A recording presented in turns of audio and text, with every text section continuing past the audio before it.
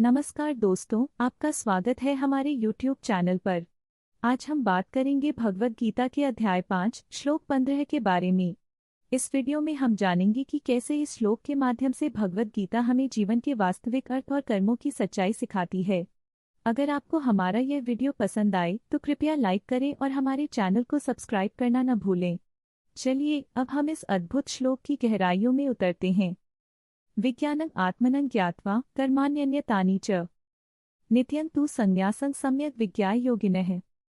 जो लोग ज्ञान को प्राप्त कर चुके हैं वे इस तथ्य को समझते हैं कि ईश्वर सभी प्राणियों के कर्मों का स्वामी है और वे कर्मों के फल से मुक्त रहते हैं। भगवद गीता के इस श्लोक में श्री कृष्ण बताते हैं कि जब कोई व्यक्ति आत्मज्ञान प्राप्त करता है तब वह यह समझ जाता है कि सभी प्राणियों के कर्मों के पीछे एक दिव्य शक्ति है। ऐसे व्यक्ति न केवल अपने कर्मों को सही तरीके से करते हैं बल्कि वे कर्मों के परिणामों से भी मुक्त रहते हैं। इसका अर्थ है कि वे अपने कार्यों के फल की चिंता नहीं करते क्योंकि वे जानते हैं कि वास्तव में वे केवल एक साधन हैं और सफलता या असफलता का निर्धारण ईश्वर के हाथ में है। इस प्रकार ज्ञान और आत्मा का बोध हमें शांति और संतोष प्रदान करता है। एक समय की बात है, एक छोटे से गांव में एक साधु बाबा रहते थे। उनका नाम था महेश जी। महेश जी हमेशा अपने गांव वालों को ज्ञान और सच्चाई का पाठ पढ़ाते थे। गांव में एक युवक था जिसका नाम राजू था। राजू बहुत मेहनती और उत्साही था, लेकिन वह हमेशा अपने कामों के परिणामों की चिंता करता था। एक दिन गांव में एक बड़ा मेला हुआ। राजू ने सोचा कि वह अपने हस्तशिल्प के सामान बेचकर बहुत पैसे कमाएगा।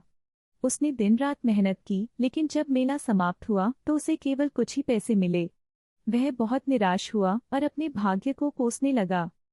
महेश जी ने जब राजू की निराशा देखी तो वह उसके पास गए और बोले, राजू, तुमने मेहनत की है लेकिन तुमने उसके परिणाम पर ध्यान दिया, न कि अपने कर्म पर। याद रखो, जो लोग ज्ञान को प्राप्त करते हैं वे कर्मों के फल से मुक्त रहते हैं।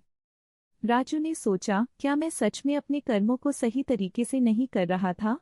महेश जी ने आगे कहा, कर्म करना तुम्हारा दायित्व है, लेकिन उसके परिणाम पर चिंता करना तुम्हारी मूर्खता है। ईश्वर हमेशा तुम्हारे साथ हैं।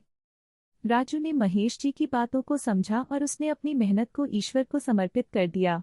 अगले मेले में वह पहले से ज्यादा आत्मविश्वास के साथ गया और इस बार उसकी बिक्री शानदार रही। उसने सीखा कि कर्म करने से बड़ा महत्व कर्म के प्रति सही दृष्टिकोण रखना है। इस प्रकार राजू ने अपने जीवन में संतुलन स्थापित किया। इस कहानी से हमें यह सीख मिलती है कि हमें अपने कर्मों पर ध्यान केंद्रित करना चाहिए और उनके परिणामों से मुक्त रहना चाहिए। दोस्तों, अगर आपको यह कहानी पसंद आई तो कृपया लाइक करें और हमारे चैनल को सब्सक्राइब करना न भूलें। और ऐसे ही अद्भुत कहानियों के लिए हमारे साथ जुड़े रहें।